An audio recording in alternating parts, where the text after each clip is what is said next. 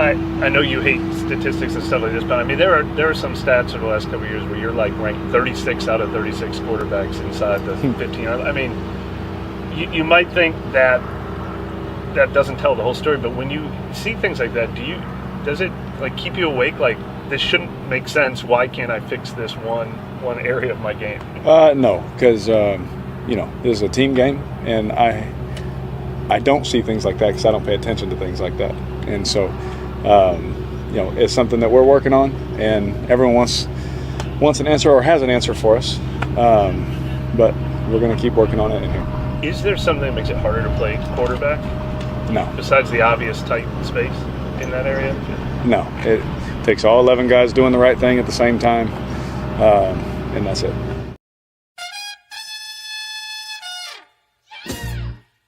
Hey, don't let these tears fool you. There's all dog around this mug.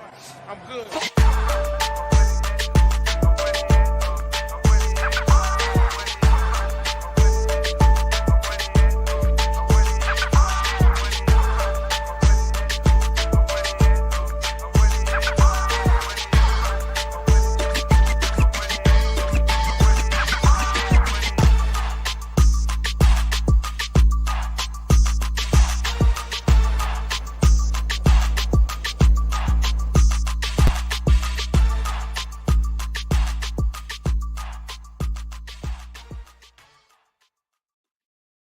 Hey, what's going on, Who Dat Nation? It is yours truly, TJ Jones. And yes, I am the host of the State of the Saints podcast.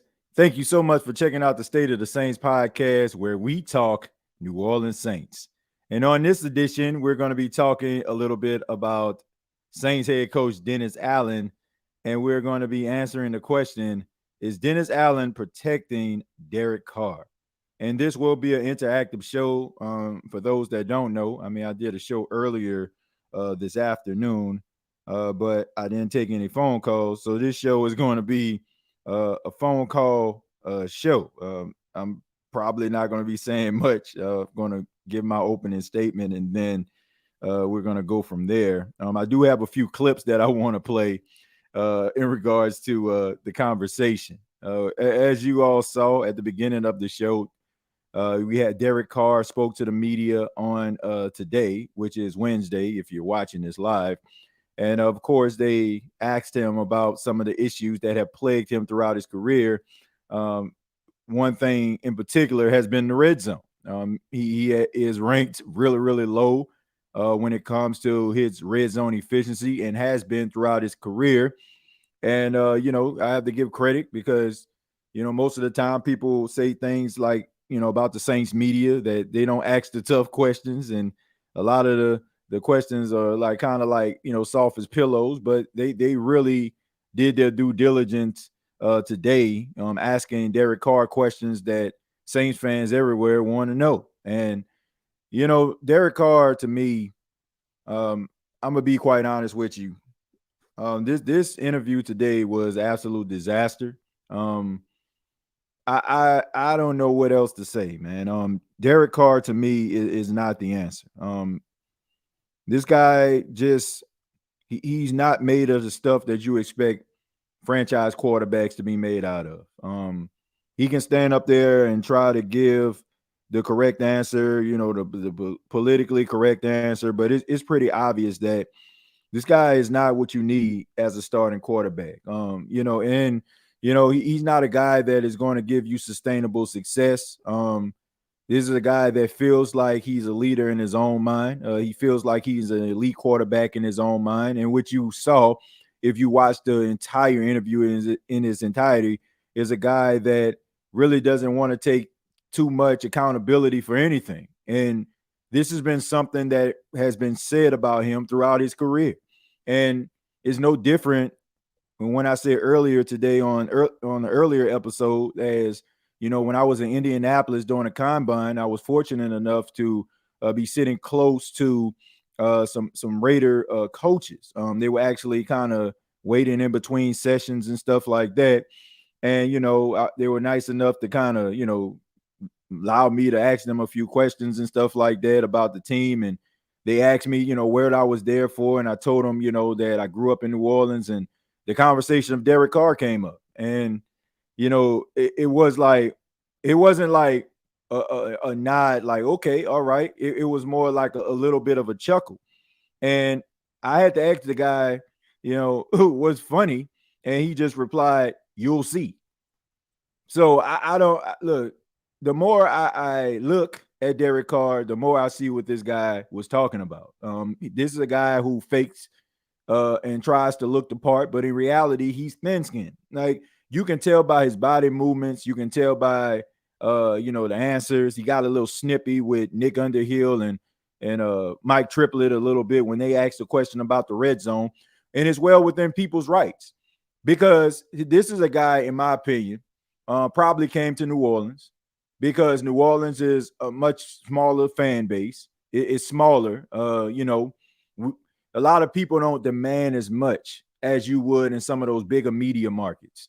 He was talking to the Jets. He was talking to the Carolina Panthers and stuff like that. But in my opinion, I think that he came to New Orleans because he felt like New Orleans would embrace him because of how he came and, those stats that he had that we have learned that are nothing but empty calories.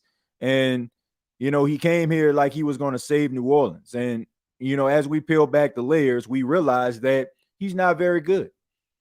And what makes people don't like him even more, is the fact that he doesn't take much accountability. You sit up there and you listen to him talk. He starts like talking about it's a team game, where everybody isn't making $150 million and everybody has not been appointed a true successor to Drew Brees. And the numbers that you have putting up, I'm talking Derek Carr, don't measure up to the potential and what we expected him to be. And it's an absolute disgrace. And what makes it even a bigger disgrace is the fact that you have head coach Dennis Allen out here caping for this guy, which makes me just know now more than ever that Dennis Allen is not the coach that you need going forward. He is, as Matt Moscona would say, he's a lieutenant, not a general. He's a guy who basically is a yes man, tries to toe the line. And right now he's trying to protect his $150 investment that we all see is not made of the right stuff. But I will say this. I can understand why Dennis Allen would go after Derek Carr because they're just alike. They act like they're tough, but they're not. They are very thin skinned, and they don't take accountability for anything. They will say that they take accountability, but in reality, they don't. They will take accountability after the media constantly presses them and forces them to, but they will deflect blame away from them, or they'll try to big up their qualities in order to make it seem like the fans and the media is crazy for them even asking them this question. The reality is Dennis Allen is 20-44 as a head coach. The reality is Derek Carr has one playoff appearance in his 10-year football career. And he probably has maybe 2 seasons where he looked like he was one of the best quarterbacks in football. This is what you call Who Dat Nation fool's gold. Both of these guys, right?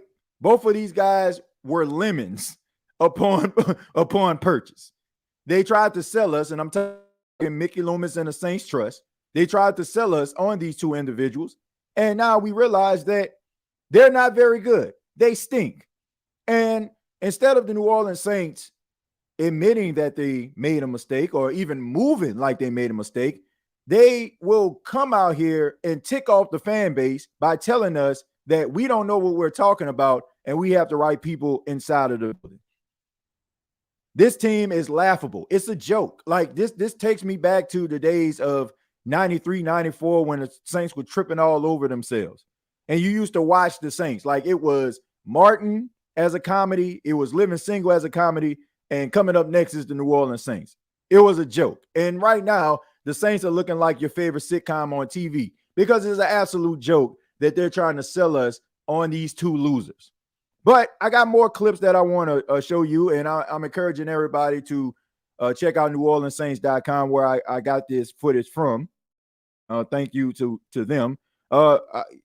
I already played the clip earlier about his red zone issues throughout his career. I'm talking Derek Carr, but you know, it's us, Who That Nation, and what by that I mean they know something that we don't know, right? It's not them, it's us. It's a big secret going on Airline Highway. It's a secret to success.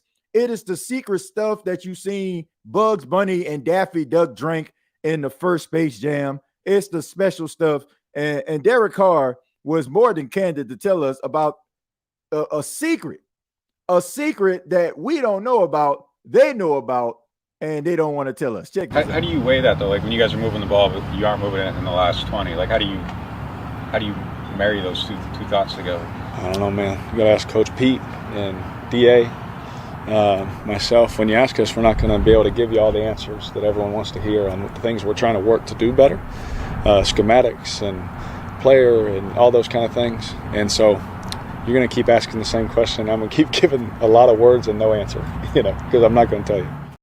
I mean, it's amazing, folks. We've been looking at this all wrong. Can you believe this? We've been looking at this all wrong. Here we think that the Saints really have an issue with getting the ball into the red zone. Little did we know that they have all the answers and they don't want to share with us. My goodness, man. I mean, please, Derek Carr, please, Pete Carmichael, please, Dennis Allen, please share this secret sauce, this secret stuff that you've been holding for the last 12 weeks. This man sat up here and just said, we know the answers, but we don't want to tell you. Well, I can tell you this. In the words of Kanye West when he was talking to Sway, you don't have the answers. Because if you did, this team would look a lot better offensively. They would be able to convert in the red zone. They would be able to find success. They would be able to find offensive innovations without us having shows like this when we are absolutely destroying them verbally and in some cases textually. But we've been going about it all wrong, Who That Nation. Derek Carr, Pete Carmichael, and Dennis Allen have the answers, but they're holding them. So what are they holding them for? They're holding them and they're saving them for a rainy day, folks. It is a trust fund when it comes to the red zone, and they're holding it. They put it in a bank, and it's starting to, it's starting to gain value. That's what it is, folks. So don't worry. Don't worry about what you saw. Don't worry that Derek Carr is one of the worst red zone quarterbacks in the history of football, because they have the answers. They got the answers, folks. They got them, man. I appreciate that, Derek. Man, you know what would really be great? If we actually seen that y'all knew what the hell y'all was doing.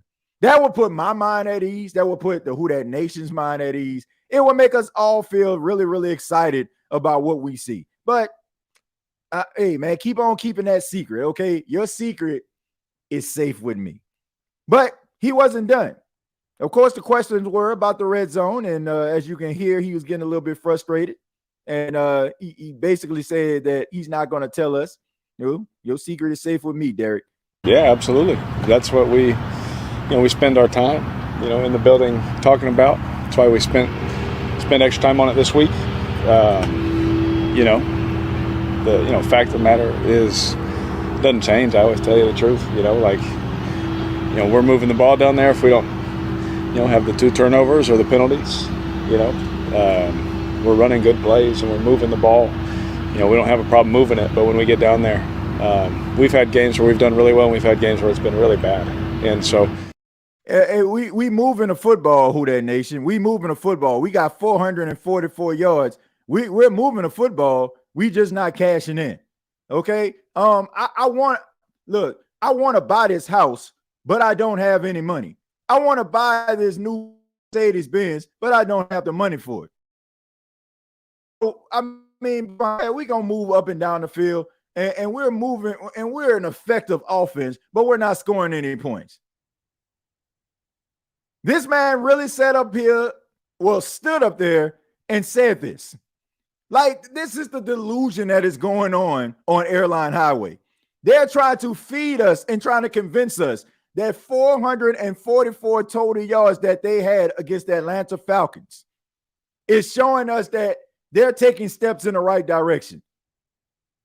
A bunch of empty calorie stuff. It don't mean a thing if you ain't got that swing. It don't mean a thing if you're not cashing them in. If your kicker is your offensive weapon, if he's up for offensive player of the year, guess what? Your offense stinks. Your offense is not very good. I don't care how many yards that you put up. This man really stood up here and said, we moving the football, but we not generating any points. We trending in the right direction. What direction is that? Is it direction where boxes are going to be involved? A U-Haul truck? Because that is what's going to be happening at the end of the season. A lot of people are going to be packing up and making decisions about where they're going to move, and are they going to be able to, are their kids going to be able to finish school in New Orleans or somewhere else? Because that's the way that they move. But once again, we all are delusional. We all are delusional. We've been going about this all wrong. There's been a big secret going on, and they got the answers. Don't believe me, Derek? You said you guys got the answers for the red zone. Like, what's it going to take to see it consistently on the field? If you don't want to share what it is, what's it take to see it? I said that we're working on the answers. That's what we've been doing, and so I appreciate everyone wanting to have or us to just say everything we've been feeling and say everything that we've seen on tape and say all the coaching points and all those things, but I'll never do that. And so I know it's just on me to keep doing it. And for whoever they want to point at, please point at me, because I can handle it. I won't tell your secrets. Your secrets are safe with me. Derek Carr said he got a secret and he knows what he's going to do with it. Once again, folks, this man really sitting up here trying to convince us after 12 weeks that they got the answers about how to fix what's going on in the red zone. My goodness. My goodness. But now we get to the question at hand.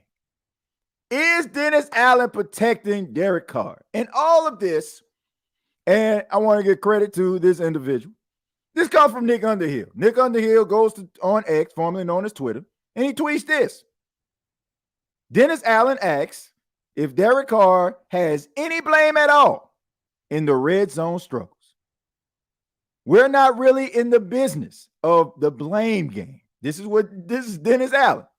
This is a quote from Dennis Allen. We're in the business of production. Let's evaluate this for a second.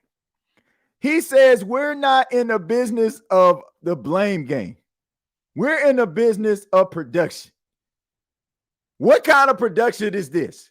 What kind of production is an 0 for 5 in the red zone? What kind of production is your starting quarterback throwing 2 touchdowns in 3 games? 2 touchdowns in the month of November.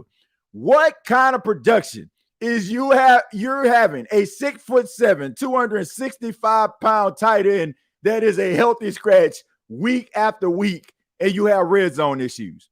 What kind of production is you have a running back who led the NFL in rushing touchdowns, most of them on the goal line, and you still are struggling with red zone efficiency? But they are in the production business.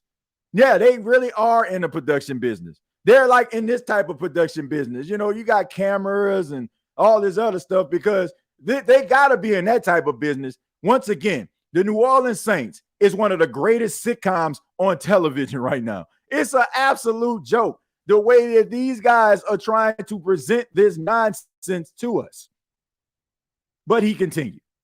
Can Derek do anything better? I mean, can he? Where is it? Like, he just left us out there. To try to single him out is not the right way to go.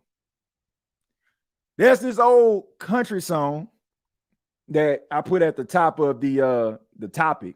It's called Stand By Your Man.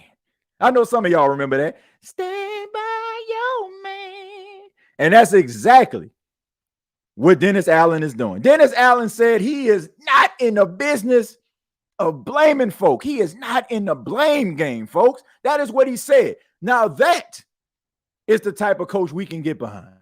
That is the type of coach that you want. Don't throw players under the bus. That is what we need, Who Dat Nation. It's all about, right? You want to keep things in house. You want to make sure that everybody is on the same page. You don't want to go to the media and say things about certain players. You don't want to do that. You want to keep it in house. But I do have a clip. It's amazing to me, and I'm pretty sure it's about to be amazing to you. Or it probably is amazing to you. You probably know where I'm going with this. It's amazing to me how he doesn't want to play the blame game with Derek.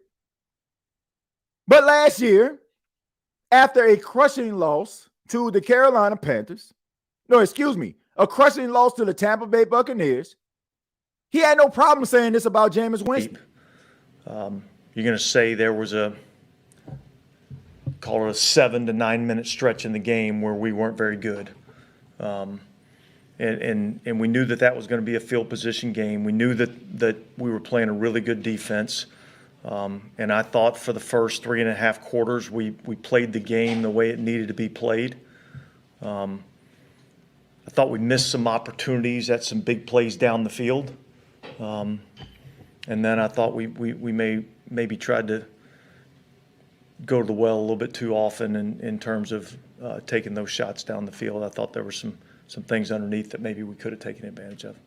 How does that work? Wait a minute. Wait a minute. Let me pull back up Nick's tweet here. We're not really in the business of the blame game. But you were so quick to blame Jameis Winston and talk about his imperfections. You were quick to come out when Alvin Kamara spoke to the media after the loss to the Falcons and said, you have no identity. You're going to say, well, yes, we do. You're going to come out when people are talking about your quarterback. Yo, man, the fact that he was blowing up and getting mad at Chris Olave, you're going to come out here and say Chris Olave stopped on a route that he wasn't even supposed to be a part of the progression. Chris Olave was just supposed to run really fast to take his man out of the picture in order for the play to develop. But you were willing to throw your second year future number one wide receiver under the bus.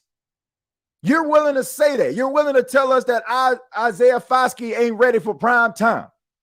You're quick to tell A.T. Perry doing some good things, but he has a lot of things he needs to work on. You can tell us all these different things about other players, but when it comes to Derek Carr, we're not playing the blame game. I wouldn't have a problem if he said that he wasn't playing the blame. If I am blame game, what are we doing here? This is another reason, once again, that this guy needs to go. It is too much of I'm trying to make everybody happy. I'm trying to satisfy everybody. I don't want them to be mad at me. Too much of that going on. You know who does that, Who Dat Nation? You know what type of organizations do that? Losers. Ones that are wallowing in ineptitude throughout the entire time they've been in existence. Because they don't want to answer the tough questions. They don't want to make the tough decisions. And I'm sick of it. You got a bunch of people that have been around here way too long that have gotten comfortable. They're comfortable and they're comfortable in their position, and they don't want anybody to come up in there and rock the boat and create change. We see this all the time, folks. We see this all the time. Before I got into broadcasting, I was a store manager. And a lot of the stores that I used to go to, a lot of people had bad cultures. They had cultures where people were lazy and people was laying all over the counter and people just wanted to show up to work when they wanted to, wasn't professionally dressed. But in come me, and I come through with some rules that can change the game to make the store better, they ain't trying to hear that because they didn't got comfortable. They got comfortable with showing up whenever they want to. They got comfortable with nobody saying anything about how they dress or how they look. And this is what's happening with the New Orleans Saints. Everybody's comfortable. Everybody's happy. Everybody knows everybody. Everybody knows where the bodies are buried, where the skeletons are, where the key cards are, the secret passageways, and they're content with that. And if they can get us on board, they will continue to be that. It's okay to run your organization like a mom and pop shop. We need them. Some of my favorite places growing up were mom and pop shops. The Magnolia on Galvez, Green Stove on Russia Blade. I mean, Gladys Stowe on the corner of Cluett and Priya. Those were some of my favorite places, mom and pop shops I used to go to get candy and frozen cups and all that other stuff. Great, but at the same time, you keep on moving like a mom and pop shop and just scared to embark on anything that looks different outside of Sean Payton and Drew Brees. When are we going to get away from this? You cannot reinvent the wheel. Okay? Look, I ain't got nothing against the light-skinned Aunt Viv. But when I think about Aunt Viv, I think about the dark-skinned Aunt Viv. And it was pretty obvious that they changed Aunt Viv's. I mean, you come on, man. Give me a freaking break here. You got to change the culture. Okay, you can't sucker me in and say, okay, man, this is Aunt Viv. No, it's not. It's not Aunt Viv. This is not Sean Payton. This is not Drew Brees, and you cannot recreate that. It was a great moment in time. But don't pee in the air once again and tell me it's raining. Don't try to tell me this is the best that you all can offer anybody. The reason why you're trying to make this work is because it's comfortable to you. That's the reason. That's the real reason why Who Dat Nation is comfortable to them. It's safe. They don't want somebody to come up in there with that type of swag and attitude because they spend so much time being comfortable. But your comfortability is going to alienate your fan base. By you all locking yourself up on Airline Highway and put your hand in your ears and saying, la, la, la, I'm not listening as I drive down Airline Highway, is only going to set this organization back. It is time for some new blood. It is time for a new regime. It is time for a new culture in New Orleans. And hey, you might fall flat on your face the first time around. But damn it, I can appreciate the hustle. But when you do absolutely nothing because you're afraid and you're comfortable, that is the biggest slap in the face to every member of the Who Dat Nation that you can find. And anybody that's sitting up here caping for that, you must don't have very much pride in yourself. Because right now they're trying to put you in this world of delusion where they're telling you this is the best that they can do. And we know that's not it. And that's why I feel bad for some of these same fans out here that's caping for it. You deserve better. Like, you deserve better as a fan base. If you've been rolling with the Saints longer than me, Lord knows you done suffered long enough. You want some continual success. And you want to maintain that position. Now, I understand everybody can't go to the Super Bowl every year, but damn, give me some hope that I can get there and not have to buy some tickets myself to watch a team that I don't root for as hard as the team that I grew up loving. Can we get some hope? Okay? Can we get some faith? Can we get something new? Can we get something fresh? I'm sick of it. And I know you sick of it too. You gotta be. And you know, right now, there got somebody that's probably listening to me right now, probably pouting right now, mad that I'm talking about the team. You cannot look at the New Orleans Saints like a person that is in a relationship. And the person that you love comes home at night at 3 a.m. and you just make up in your mind like, at least they come home.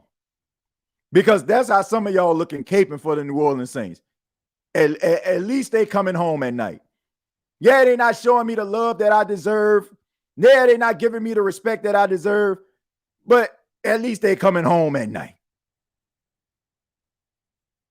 We deserve better as a fan base.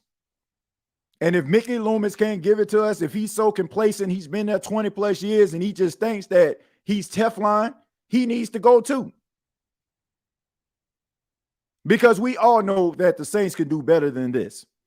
Regardless of how this season turns out, we all know that it's inevitable. If the Saints win and they win the division and make the playoffs, we all know that is only going to set them up for disaster if they look at that and get a false sense of reality that Dennis Allen can help this team. Because when you win your division, you play division champions. You play the champions of every respected division that you play. Like for example, you'll probably play all the teams in the NFC East. And if you just so happen to have to play a team in the AFC West, you're playing that division champion. And somebody please tell me, do you think the New Orleans Saints can measure up with a Dennis Allen-led team against Patrick Mahomes and the Kansas City Chiefs? Like some of y'all, oh man, we just need to make it to the playoffs. For what? So you can look at this team and it can really get slapped around and you can really see the pecking order and understand that there's levels to this? Is that what it's going to take? Because then you're going to go into the season with Dennis Allen. You're going to have a tougher schedule.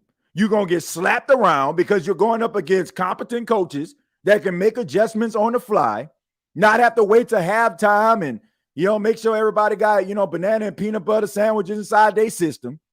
They're going to be able to make those things on the fly, those strategies on the fly. And it's going to be 27-10 before you know it, because we damn sure know that Derek Carr, his inept ass, can't make it into the red zone and score some touchdowns.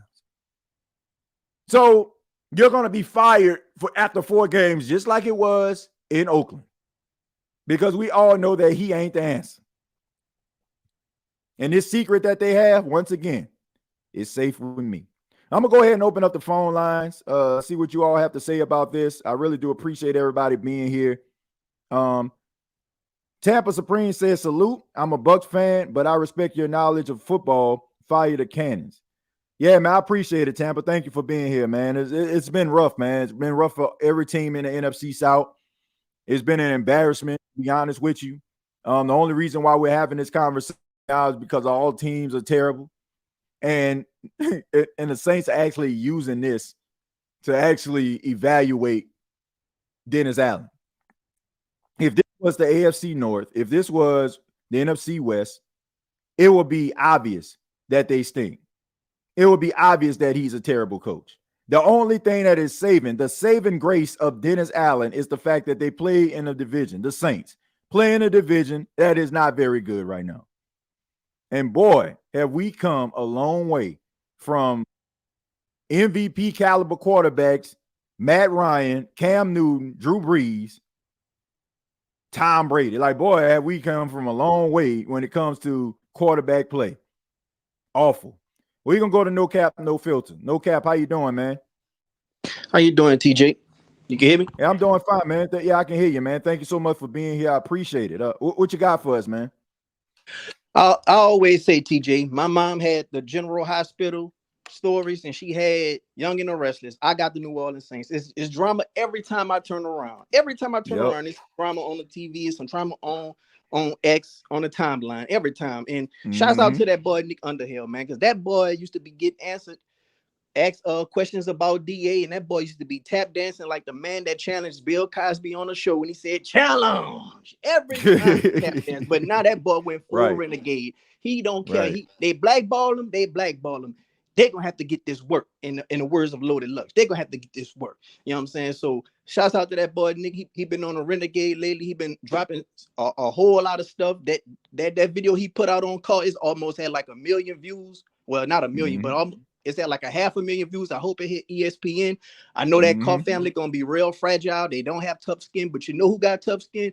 Jameis Winston. That man came back and still came back to this team, dog. And I think that was from the locker room. I think the locker room like Jameis Winston. And when it comes to like just being a leader, Jameis Winston, he might got some stuff that people don't like when it comes to being just goofy and all that, but nobody can say that that man is a bad teammate, and nobody can say that that man could just throw under other people on the bus. And when it comes to Dennis Allen hitched his wagon on Derek Carr. So Dennis Wagon, he gonna ride it out with Derek Carr because he don't want to make it look like he was wrong. And Dennis Allen, people think Jameis Winston got a cult following. Dennis Allen been getting his motion up too, because it's been a lot of people who just been capping for Dennis Allen lately. I wouldn't be surprised if we see a Dennis one of one Twitter account on Twitter, on Saints Twitter, because that's how delusional some of these people been. And you want to go to the playoffs just to get a one and done and talking about, oh, it's a chance, it's hope. You keep bringing up the Bucks playoff run. Okay, man, at the end of the day, we know that we see all the evidence, we see all the documentation that this team can't do it with this trio. That's why they had us ranked when they had us in the power ranking, because of Dennis Allen, Pete Carmichael, and Derek Carr. They can't do it. And on top of that, it's like you want to go to the playoffs, but you know this team don't really have a chance, and that's going to bring back Dennis Allen another year, and we're going to be on a treadmill. We're going to be on the same boat that we in right now. You calling us a fake fan because we want the betterment of the team. Just because we have different paths don't mean we want the same destination. I'm going to say that again. Just because we have different paths don't mean we have the same destination, and the destination is the success for the team, and not only the now, but the future of the team. And the future of the team, it'll be in our best interest not to go to the playoffs. I would rather Atlanta go to the playoffs. If anything, that'll make them weaker. Hopefully they retain Arthur Smith. Hopefully they don't draft a quarterback, or we get a better draft position than them and get a Jaden Daniels maybe, or whoever the case may be. We need to look to the future, get somebody that could sit behind Carr at least 1 year, because we are attached to Carr for at least one more year before we got her out. And hopefully we need to get that QB head coach marriage, because at the end of the day, that's the main thing that's going to develop success. QB head coach marriage. And if we get that head coach that's offensive minded, we kill two birds with one stone. Let's go to Titans route. Hopefully they look like they found their quarterback of the future with Will Levis. After Ryan Tannehill, they selected Malik Willis. It didn't work out. Then they double back and selected Will Levis. We selected Jake Hanna. We need to go ahead on and select another quarterback and solidify our future up.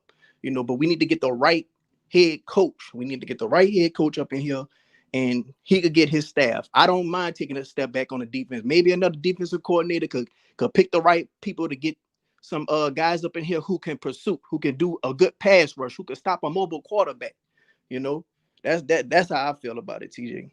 Yeah, I mean, look, when I think about this, man, this is an absolute disaster. And I mean, I'm not even gonna sugarcoat it no more. And I'm just happy for individuals like Nick Underhill, because I mean, when he speaks, people listen. I mean, you know what I'm saying? He is basically the voice and the pulse of the team. A lot of the topics and all the things that we get come from him. So it's honestly, it's their responsibility to make sure that they're actually asking those tough questions. I'm glad that it wasn't just him. It was a lot of the Saints media that were out there that were asking those tough questions. And that is something that I feel like that is very important, because number one, it's a smaller media market. So you have to be able to people what they want. And that's important. And it's just like, you want to sit up there and pretend like you don't struggle in the red zone. I'm talking Derek Carr. And you do. You want to act like you haven't been holding the team back offensively, and you have. And it doesn't matter what your stat line looking like, or you throwing for 300 yards. If you are not, honestly, no cap, I would rather quarterback throw for 150 yards a game and 2 touchdowns than to throw for 300 touchdowns. Yep, and throw for 300 yards and no touchdowns. What James was doing, at least you getting the ball in the end zone. Yep. Yeah, what James was doing with Sean, with no Michael Thomas and backup wide receivers. All these wide receivers that he did that with was backups, and look how efficient Sean had them with. And I'm telling y'all, if y'all go to that game and spend y'all money, y'all better make the money worth it and make our voices heard and make the outcry be felt, and go with wristbands, posters, banners, #FireDA, pitchforks, shirts, signs, anything. Even if you don't have enough money to go to the game, protest outside the I mean, you should have money to go to the game. Tickets probably about $25. You know what I'm saying? So you should have enough money to go, because ain't nobody about to be spending over $100 to watch these boys fall all over themselves. Like, for real. Like You could get up in there. You probably could get up in there for free. Everybody talking Shoot, about Gayle. Go ahead, TJ. No, go ahead, man. Everybody talking about Gayle is the Pelicans is Gayle, baby. Well, Gayle had fired Stan Van Gundy one season after he lost that locker room. We got to do the same with Dennis Allen. We cannot bring this guy in for a third season, bro. Not with this quarterback draft. That's the main reason. It's this quarterback draft. We need to get a guy of the future. We don't need to be behind Tampa Bay and the Falcons, because the Panthers already got their dude. I believe in Bryce. He just needs the right coach. I believe Bryce gonna get it. We do not need to fall behind saying, oh, well, all these guys, they got rookies. We got a veteran in Derek Carr. We gonna run it back. No. If you're gonna run it back, that's cool. But have a rookie right behind him. Have our future right behind him, waiting in the wings. That's all I ask. That's all I ask. And if Dennis Allen do go to the playoffs, if he beat the Cowboys, I still want him fired. But if he do, he can have he can have his own daiquiri. He can have his own street. He can have his own hand grenade, own po' boy named after him. I don't care if he beat the Cowboys, but I still want him fired. But that's still a fantasy island dream. Yeah, I agree, man. It's time to get him out of there. I don't care what he do. Like, unless they make it all the way to the Super Bowl, dude got to go. But man, no cap, thank you so much, man. Hey, I appreciate the call, man. Got quite a few people we got to get to, man. But I appreciate the love, man. Thank you for calling in. All right, no doubt. All right, take care. Yeah, shouts out to No Cap, man. I ain't mean to cut him short, but we got a lot of people we got to get to, man. But thank you all for being here. Shouts out to everybody in the chat. We're gonna go to Jared. Jared, how you doing, man? What's going on, TJ? How you doing, my brother? Hey, man, I'm doing fine, man. We're talking about Dennis Allen refusing to call out Derek Carr, man. What you got? Oh my goodness, TJ. If there was one way, if there was only one word I could describe to all this was going on, it's this one word right here, TJ. Right. Stupid. Because after listening to Mickey Loomis, after listening to Derek Carr, after listening to Dennis Allen, I'm thinking to myself, are these fools stupid or they just plain dumb? Because their stupidness and their dumbness and their foolishness and their selfishness are the reason why this Saints team is sitting. Mine will go ahead and say 5-7 Sunday. Because Detroit gonna come in mad after that loss on Thanksgiving Day, and they're gonna just destroy us. Because I see no way that this Saints team gonna beat Detroit. I just don't. So that's why I'm calling in, TJ, to say that this mediocrity is the reason why we're sitting at 5-6 right now. Anything y'all saying, anything you say is all the same. Basically, and that's the thing, Jerry. You know, and this is gonna sound crazy, but I wouldn't be shocked if the New Orleans Saints go out there and they play like one of their best games of the season. And you know why? It's because everybody's ticked off. And that's my whole point. It's my whole point. Like, when everybody was at their neck a couple of weeks ago, everybody was talking about Pete Carmichael needed to be fired, and you know his offensive philosophy is passing and all that kind of stuff. Like, all of a sudden, they come out there looking like world beaters, scoring in the red zone every time, like just coming up with the Colin Sanders Taysom Hill package. Why does it take people to really be yelling at you or fussing or saying that you ain't good enough in order for you to respond? That is the reason why. Like, it's not sustainable success. And that's what everybody's trying to get Mickey Loomis to understand. It's not sustainable success. It's reactionary success. So it would be basically like us. We would have to have shows like this every single week. Or we will have to like go on social media and tweet and say some of the things as Saints fans that we've been saying about them being inept every single week in order for them to respond. And I ain't got that type of energy, man. I got a 4-year-old son to raise, and I got a wife that, you know what I'm saying, that I'm, you know, I need to keep happy. I ain't got no time for that. And I'm pretty sure you ain't got time for that. Saints fans around ain't got time for that. So, like, it's pointless. Like, to me, why are you waiting 6 games? Why are you waiting 6 games, and why is this the evaluation process? It's a waste of time. Like, you already know what you're going to get from Dennis Allen. Dude was a loser in Oakland, and he a loser for the Saints. What more do Yep. you need to see? No. Dennis Allen is a loser. Period. Yeah, he a loser. I mean, not I, as a human I, being. I I, don't I'm know just him like calling that it. as a coach. Look, TJ, not good. TJ, I'm just calling it a spade, bro. The dude is a total, complete loser. That's Yeah, why I didn't feel like going on these press conferences because dude, TJ, I said it. If it's the same old stuff every week, bro, it's never going to change. yep. And that's probably why we're going to lead to 5-7. I hate to say it, who that nation. I love this team, but we losing Sunday. Hmm. And if unless TJ, the Saints finally wake up and prove me wrong, and I might eat crow next week. If they Yeah. prove it to me, but as far as I'm concerned, that's not going to happen. I don't feel like you need the E-Crow, Jerry, regardless if they win or not, because they haven't given you no reason to believe in them. Like, I mean, come on, man. Like, I'm a loyal Saints fan. I got hope. Like, bruh, there's nothing about the New Orleans Saints that has shown you that they're capable of winning a football game like this. Seriously. Like, they inconsistent.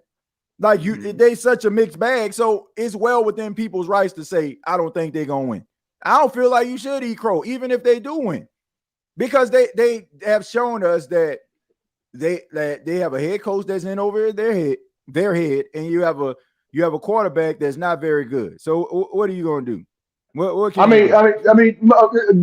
TJ, I'm gonna say this, and I'm gonna get out of here because I know you got some more callers to call in. Mm. Um, who that nation back me up on this, and you too, TJ. Let's go back to March 6th of 2023, earlier this year, when we signed Mhm. Derek Carr, and my thought process like I'm not sure about this signing. Here we are, 12 weeks into the season. Get ready to go into December, going to week 13, get ready to face Detroit. Look at what you're looking at every single week when we have a team in front of us. Hmm. This team's supposed to be like at least 74 or 8-3 at the least, not 5-6, which we are now. Yep. Yep. When I looked at it, TJ, and the way Derek Carr was playing, I mean, at first when they signed him, I mean, I had mixed feelings, but now looking at him playing for these last couple of months, ain't showed me nothing. Not a doggone Ain't thing. not a not even one. Yeah, it's bad, man. It's But it, it, it, you it's stuck it's a with him. You shame, stuck bro. with him though. You It's stuck with him, and yeah, and we're gonna be stuck with them for another losing season. So might as well get ready. yep. Yeah, hopefully things turn Oh my around, man. God, TJ. Look, Jared, I said that if you was to get a competent coach in here, you could probably get better play out of him. Like you ain't about to get elite football play because he's not elite. No, But no, he's you not. can get like some Jared Goff, Kirk Cousins, you know what I'm saying? Like maybe like Kirk Cousins 2 years ago type. Not gonna really Mm, win you nothing, but keep no, the fans coming into the game, and if you get a competent coach. But with Dennis Allen, no, you ain't winning jack. And your team gonna just no. look like straight Ain't winning. slaw. It's gonna be bad, man. It's gonna be Yeah. bad. You got anything else, Jerry? No, TJ, that's all I got. Just keep the faith and who that nation just stick around being a Saints fan as long as you uh do whatever because it's going to be one of those seasons that we might have a winning season, we're going to have a losing season, but stay as a Saints fan forever because I'm going to do the same, and all I can say is who that. Yeah, Jerry. Yeah, absolutely, man. I agree with Jerry 100%. Stay a Saints fan and have faith in God. Thank you Yep. so much, Jerry. Appreciate it, Amen. Amen. man. Appreciate it, man. Amen. Take care. Yeah, have faith in God. But yeah, man, look, it ain't happening with this. This is an absolute joke right now. But we're gonna go to a Levante. Levante, how you doing? Yo, hello. Yeah, I can hear you, man. What's going on? What's good, TJ? How you doing, man? Man, I'm doing great, man. All things considered. What you got to say about the black and gold, man? The Man, black I and got a gold with lot. no soul. You know what I'm saying? Man, I got a lot to say, but I know I can't say it in just this little time, man. There's a lot on my mind. But Mhm. man, shout out to the Who Dat Nation. I just wanted to say, man, y'all gotta keep your heads up. Just like Mr. Jerry Poe was saying, man. Stay a Yeah. Saints fan, bro. Stay a Yeah. Saint. I know there's a lot of teams out there that's looking good, play calling looking good, defense looking good. You can switch over, just you know what I'm saying? Just stay a Saints fan, man. That's what I'm sticking with right now. But right Mhm. now, I just want to ask you two questions, bro. Do you feel Okay. like Dennis Allen was a little, just by what you was talking about just then? Do you feel like he's being a little bit of racist, or you don't want to bring that into the you know what I'm saying, Nah, the talk? man, Levante, look, I ain't one of them people, man. We tackle everything here. I ain't Yeah, gonna sugarcoat it. Like I honestly feel like I know some people may feel that way, but I don't. I don't think it's I don't think it's I don't think that it has anything to do with racism. I'm gonna tell okay, you exactly what I think this is. Dennis Allen is an inept coach. I've been saying this. I've been saying this for quite a while now. yeah, you Dennis have, Allen is the type of coach that needs players to rise above his coach. Like mm-hmm. when you look at Jameis Winston has good qualities, but he needs somebody to reel him in. It wasn't a Yeah, coincidence that he threw for 14 touchdowns, 3 picks under Sean Payton, nah, it because wasn't. Sean Payton was able to get the best out of him. It's not a coincidence that everybody thought Russell Wilson's career was over, but look at him now. Hmm. You need, like, Sean Payton is the coach that can get more with less. We seen like him get middle tier, bottom tier wide receivers like Joe Morgan over the years, and some of these other guys, And really and made, elevate them, man. yeah, it elevated him. When it comes to Dennis Allen is not that type of coach, and that's the reason why he went out and got Derek Carr. And honestly, that was the reason why they were trying so hard to go after Deshaun Watson, because they wanted, even though at the time they thought Deshaun Watson can rise above the coaching because of what happened with Bill O'Brien being fired. It's the Right. same way with Derek Carr. He needs somebody to be able to see the field and be able to not tell him so much, right? Be able to see Yeah, that's things and be real. able to get it done, like a Drew Brees type, like he's twilight of his career. The same Right. as him being black, I think that it had a lot to do with the fact that Jameis Winston involves work. And I mean, honestly, and if you look across, Levante, like who on the New Orleans Saints squad right now that you can say in 2 years you can see them, they have gotten better? Maybe Paulson Adebo, maybe. Probably. Yeah. I Yeah, can't I mean, really, yeah. man. That's why I really hate when people say that. Oh yeah, Dennis Allen draft good. Yeah, he drafts pretty. I don't feel like he drafts good. You know what I'm saying? I feel like he drafts is towards the fan, the fandom and what the fans want. But when it comes to really second round, third round, fourth round, there's no really like there's no really project players that he's drafting and we're working on. We feel like, oh yeah, this player can give us something in the next 2 to 3 years. So I feel you on that, man. Yeah, I mean, honestly, who has emerged from the pack? Like even Pete Warner, he's taking steps back. Like in his Yeah, second he year, everybody has, thought like, man. man, his third year was gonna be a beast. And I Even love Pete, Alontae man. Taylor in some cases. Yeah, I'm like, who have you seen that has really flashed and shown promise and be like, man, in the next couple of years, this dude gonna be a beast? Who is it besides maybe Paulson Adebo? Yeah, and that's it, bro. And that's it. Now that you said that, I hope we lock him down. You know what I'm saying? But man, I don't, like you said, I don't see nobody, bro. I don't see nobody, to be honest, man. And the way Chris Olave is going, bro, I don't know, man. I don't know. Yeah, I just feel like even with that, man. Yeah, even with that, bro. Like Chris Olave was supposed, like what you saw in his first season, you was like, man, he's gonna take a step back. But I mean, you're gonna take a step forward. But when you look at him, it's like it's virtually the same. Like that was like maybe like a catch or two that he probably didn't catch last year, but for the most part, he looks virtually the same. Virtually the same, bro. Like if you're above average, that's where you're gonna sit.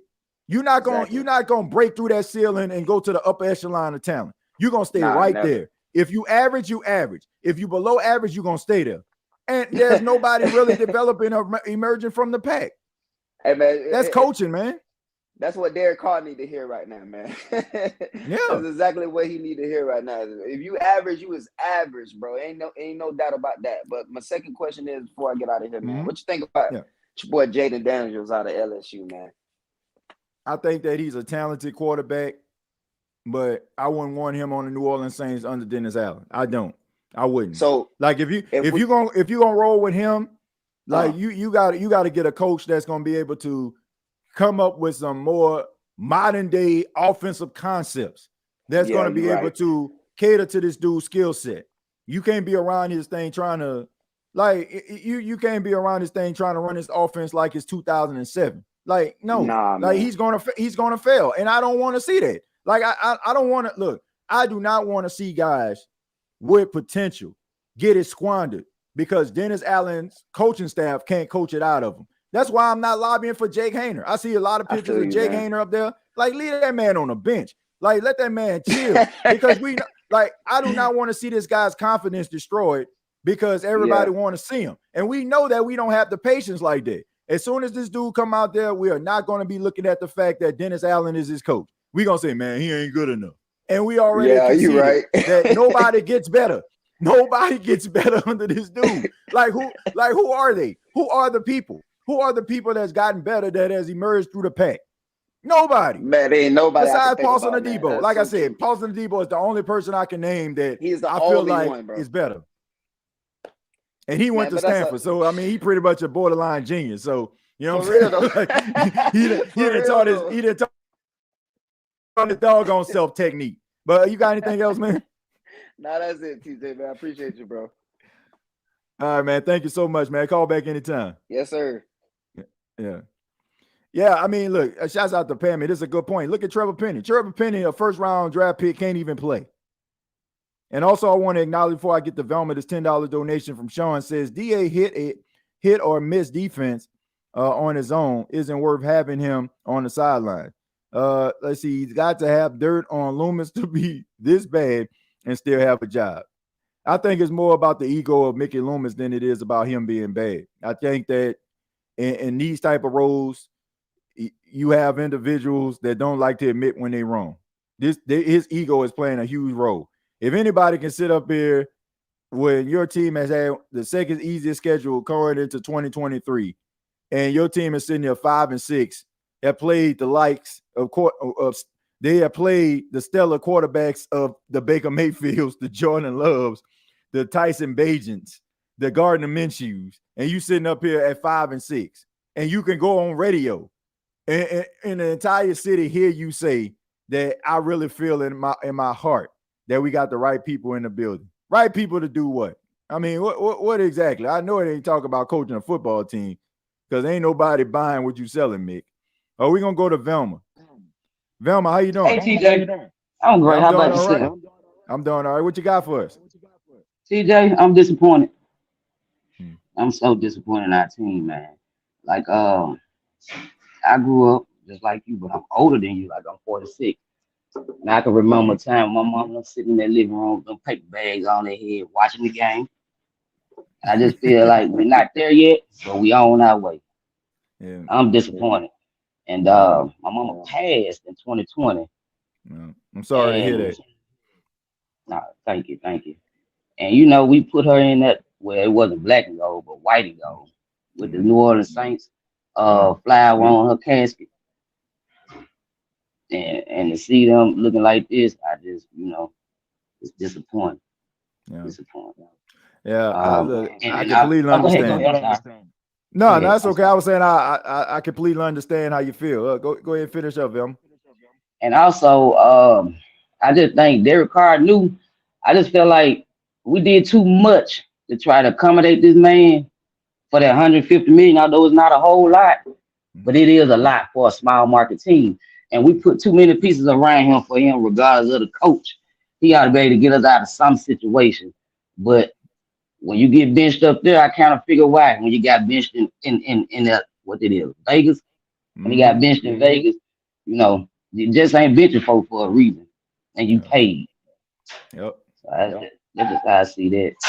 I mean, it's the truth. Like, I honestly agree with what you're saying. Like, everybody expected for this guy to come in. They paid him $150 million. You know what you could have done with that? You could have fixed your defensive line. You could have got another player that could have been impactful. And honestly, you just could have rolled with Jameis Winston because, look, you would have, Jameis Winston, you can say whatever you want. But any Saints fan in this situation, you got to concede that he is better than Derek Carr. Like, he's better than him. Like, you may not want to accept that, but at least Jameis is going to try to make a play. Derek Carr is all about self-preservation. I keep telling people that. Like, this dude is thinking about checking the ball down to inflate his stats than to trying to make a play. Like, I'd rather a guy go out there, throw the ball down the field, trust his wide receivers to make plays, than to just sit up there and just check it down over and over again to inflate his stats to make it seem like, well, I'm doing my job. Is everybody else? Like, well, that's not leadership. And now he's being exposed. Like, to me, he's been exposed. Right. And TJ, I cannot stand the way this man throw everybody on the bus but himself. I can't stand it. Like this, everybody, he throws everybody flowers out but his own. And he only throws his flowers out when someone asks him about his situation in the game. Like it's ridiculous. Yep. I never take accountability for his own actions. Never. And it's just sad to hear him speak. I hate to see that man go up there on and speak out that game, whether it's a win or loss. It's always, well, and I'm trying to figure it out with you, man. I really am. Yeah. Because I don't know. Yeah. I mean, I don't know either. I would like to hear Velma, like, every now and then, like, him have an opening statement, like, it's a tough loss, it's on me. I didn't make the plays when, like, even if, like, it ain't your fault. That's what, like, that's what we loved about Drew Brees. Like, Drew Brees could stand at the podium, throw 3-4 touchdowns, and the Saints can lose, and he's still up here talking about how he can get better. When everybody knows, like, we wouldn't be nothing if this dude went out here throwing the ball all over the place. But that's leadership. That's not deflection. That's not trying to put other eyes on somebody else. I learned more about Taysom Hill fumbling the football and him being responsible through Derek Carr than Taysom Hill saying, I take responsibility for the fumble. Who wants to follow a guy like that? That's the reason I feel like the Saints are in the situation at the end. That's the reason why Michael Thomas be throwing little verbal shots on Twitter. That's the reason why I feel like Chris Olave seems disinterested when he running his routes. It's because these guys see that this dude is all about himself. And he try to fake it by trying to act like he's the ultimate teammate. But in reality, everybody knows that he's not. And see, CJ, I'm going to be honest with you. You can see the team vibe with him on the sideline. Like, no one, they not dapping him up. They're not doing it. They walk right past him, look at him like Alvin.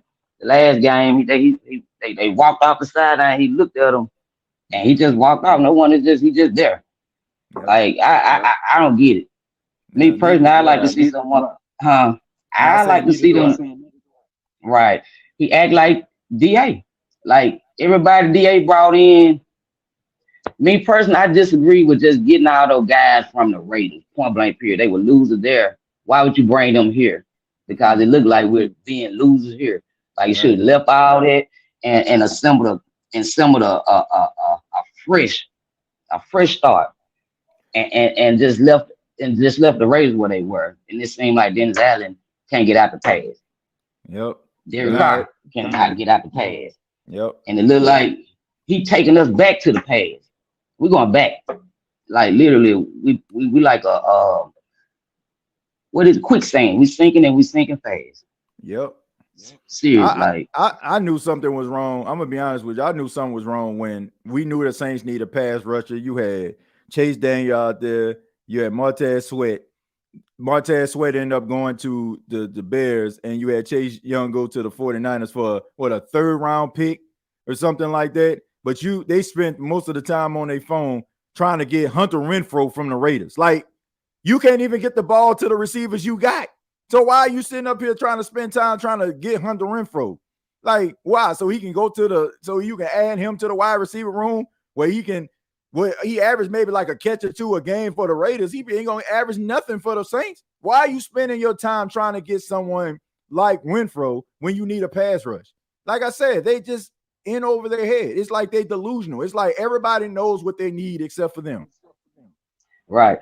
Hey, we getting more players. I don't play the reason I don't play getting us penalties, man. When you talk about them penalties, they come from them Raider players. Yeah. Majority of them come from them Raider players. Yep. Like, don't bring no more down here. I don't want to look like the Raiders. Yep. I don't want to be New Orleans Raiders.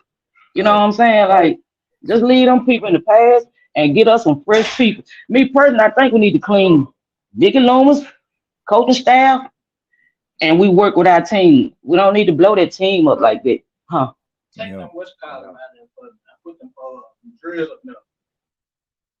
Yeah, but yeah, I think Van was talking with someone. So but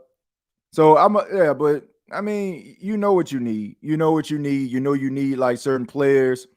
And I just feel like, man, you know you need a pass rush. You got Cam Jordan out here. He a little older in age. And you got a bunch of young guys that's still trying to learn how to be professionals. And you could have really got yourself a pass rush. But like I said, man, they concern themselves about seem like the wrong things. I understand that they know what they need and all that, but I don't like based on what we see on the field, there is nothing more important than actually having a pass rush. That's the reason why, honestly, the defense can't be as effective because you don't have anybody that the offensive line fear. Like it used to be Cam, but he's not the Cam Jordan he used to be. And we shouldn't even be relying on Cam Jordan at 34 years old. We should have got that boy from Washington and been through it. Yep, I agree. We should have got that. We should have got that young man there. He mean, he tough. And what Derek Carr say he like violence. Well, that young man is violent. Yeah. And we let him go. And now 49ers looking even better as if they wasn't good already, you know. So got to play. It's just like we just can't get a break. Yes, Lord, they do. And they look good up there. And I like that. We almost was looking like with the right coaching staff, with the players we have, even without that pass with our offense, that we could have been a plug a quarterback and keep it moving, just like the 49ers. Their quarterback is not great. It's just the way their offense is set up. Yeah. And well, we can get the. Yeah, I don't see an end. I was saying, Velma, I don't see it. I don't see an end in sight. I really don't until this coaching staff is gone. You think they're gonna get rid of? I would hope. I would hope.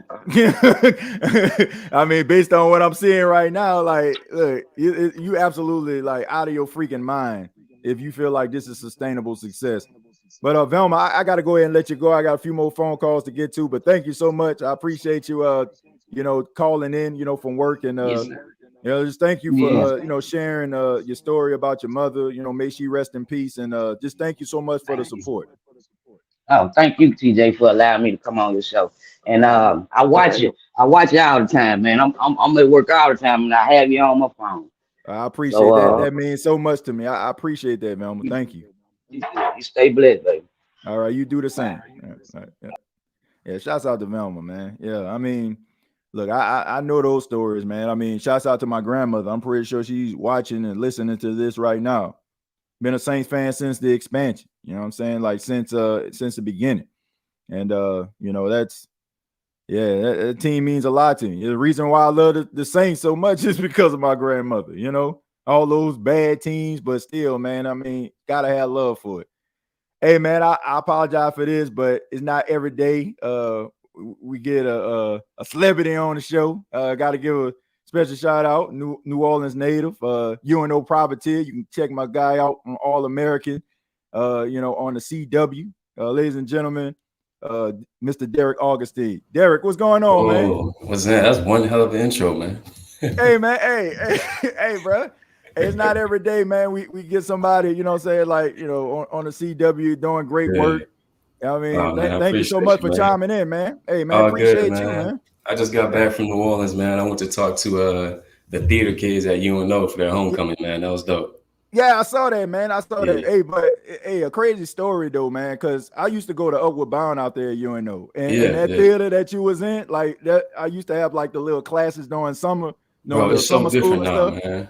That's crazy, man. They Man, put shouts out they to got a UNO. great man. They have a great theater and film department, man. And I'm working on starting a scholarship fund with them too. So Yeah, yeah, we'll see what happens, man. But thank you, man. I appreciate for having me on, man. And thank you to the Who Dat Nation and State of the Saints podcast, man. I'm listening to you for a long time now. You've been having me on for a couple of days, so I yeah, appreciate that.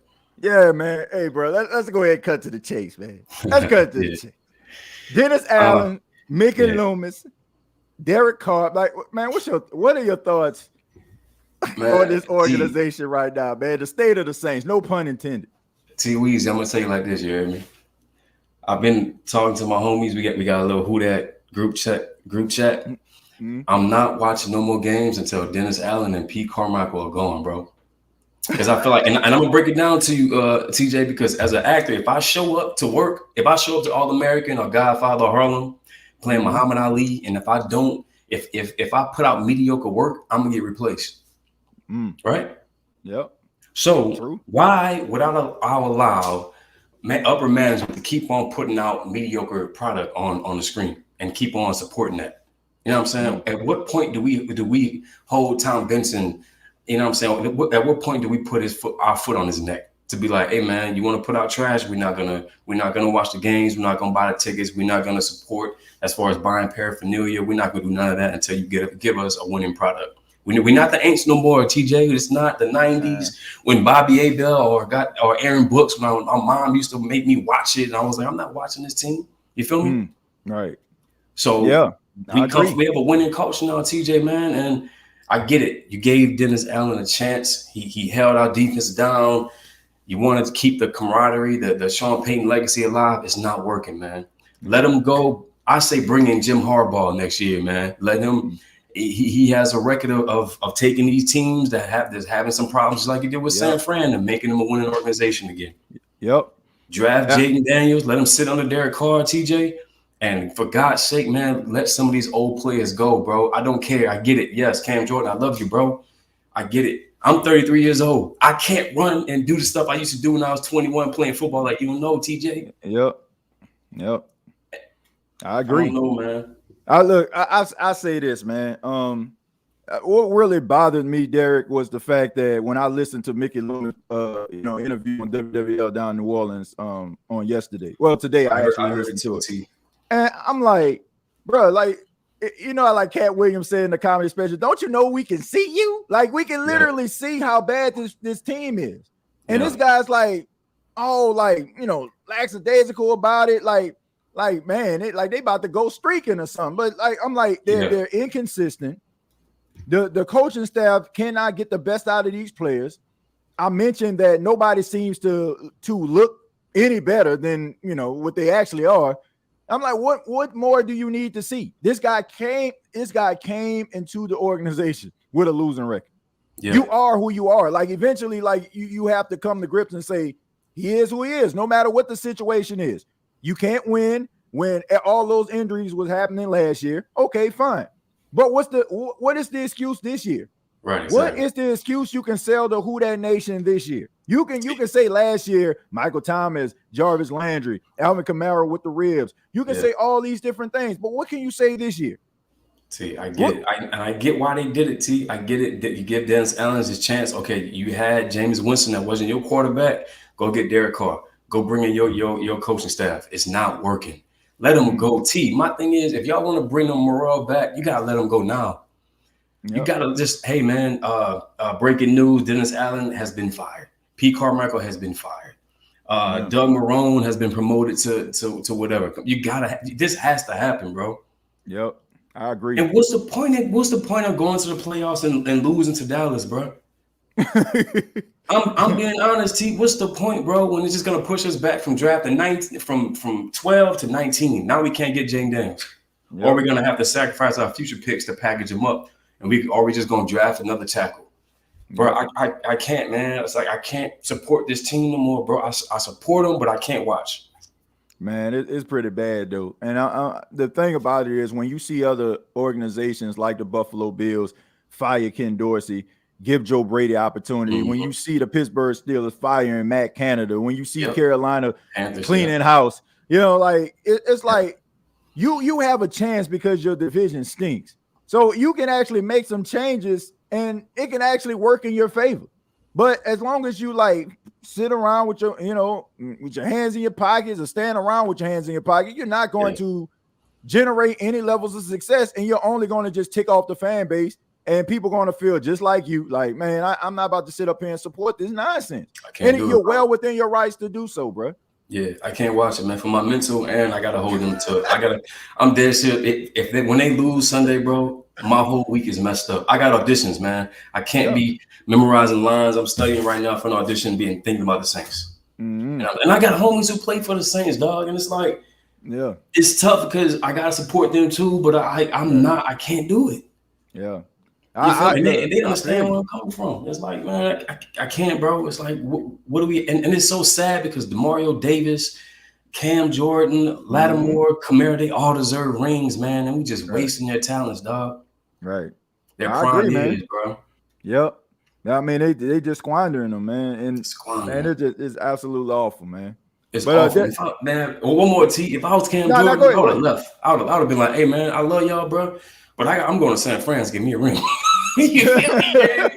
But T, man, that's what I'm on. But that's what I'm on, man. Like, I ain't trying to see Cam Jordan not even get a shot at the Super Bowl. I'm like, I would like for Cam Jordan, like, man, if he signed with the Eagles or signed with one of these other teams that's going to be a contenders for years to come, I'm good with that.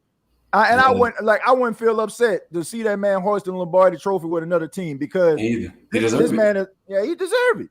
That's my whole point. But now my question was, I wasn't trying to let you go. I was just gonna ask, I know you guys you pull up your script. I was trying to see, man, what projects that you have coming up. Oh man, I'm doing I'm producing and starring in a short film that with some LSU, some USC students are doing, man. Okay. It's about the Negro League, the baseball team, and it's a true story about the writer, his grandfather, Doc Sykes, playing. He was a pitcher back when he was playing for the Negro Leagues, and it's about a true story, man. And I had the time to do it because of the strike, but now the strike's over with.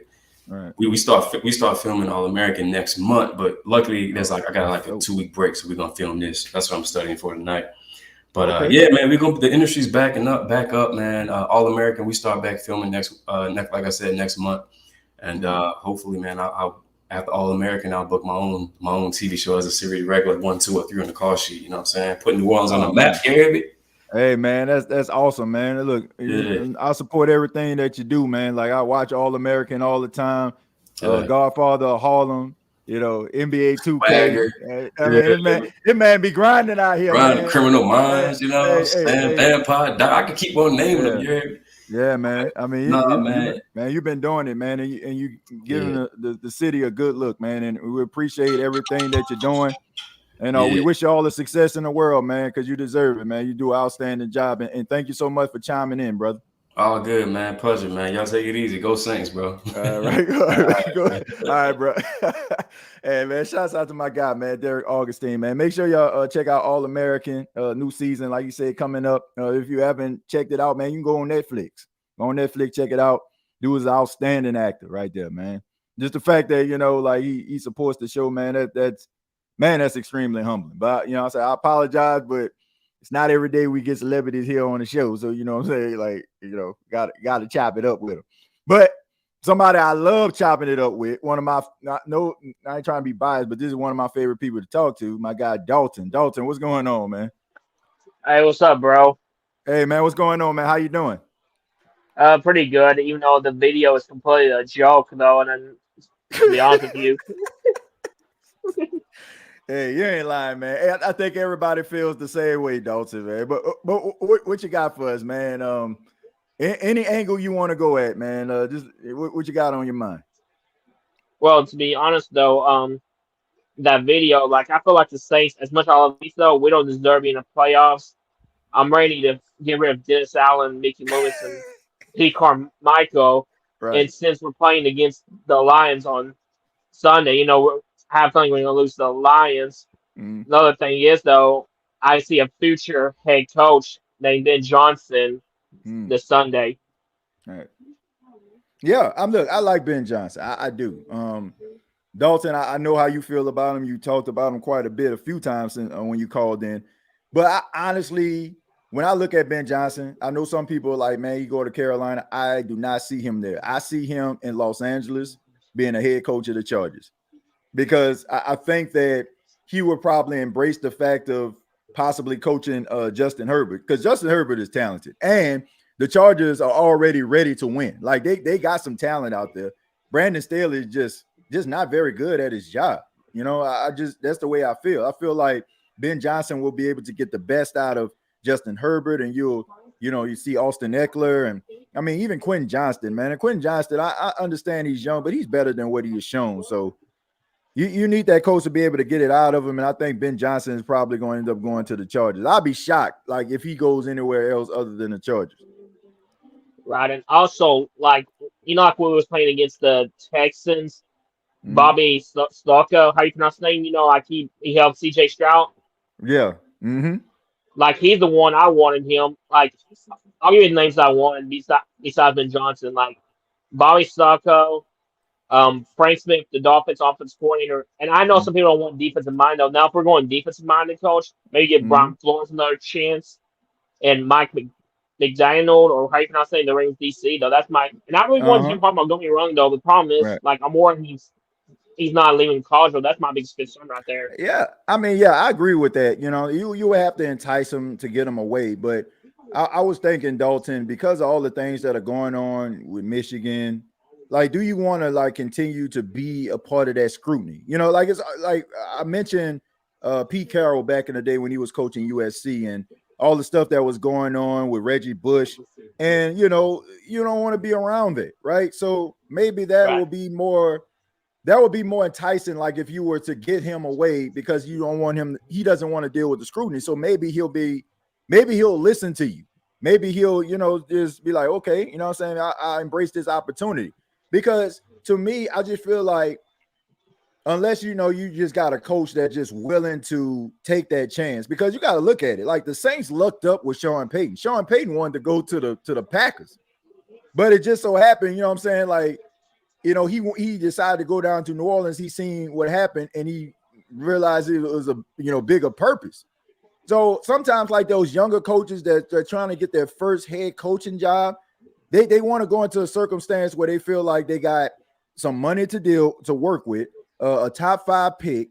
So it might be kind of hard. I feel like a veteran coach would be willing to embrace this situation because I mean, it's a new challenge. They probably been that brand new coach that had that top 5 pick. They've been that coach that need to develop that quarterback. So maybe they'll be more willing to, embrace the fact that the Saints have some issues, but they feel like they can get it better until everything gets on track. So that's the reason why I've been lobbying for Harbaugh. I mean, I understand that though. The point is though, like, wherever we're going to go offensive minded, which I can understand how people feels like it. If we go like defensive minded, which I understand they don't want to though, but like I really get like a new playbook, new scheme, and like I still want to draft a quarterback in the first round next year, but get like a right coach and the right quarterback system. Right, if it's like Bo Nix, Daniels, Phoenix, right, JJ McCarthy, those guys. Like you gotta get right coach and the right quarterback, in my opinion.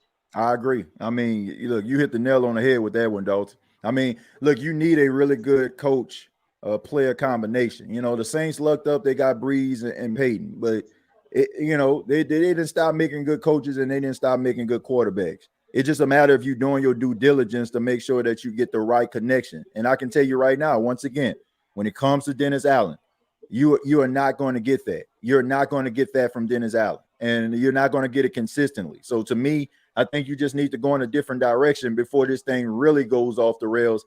And like Derek, alluded to, you don't waste the prime of some of these players, or you don't waste the contract of some of these younger players, and you'll find yourself like seeing guys like Alante Taylor or Paulson Adebo possibly go to greener pastures. You don't want that. You want to try to win right now, man, and take advantage of these rookie deals and some of the prime of these players.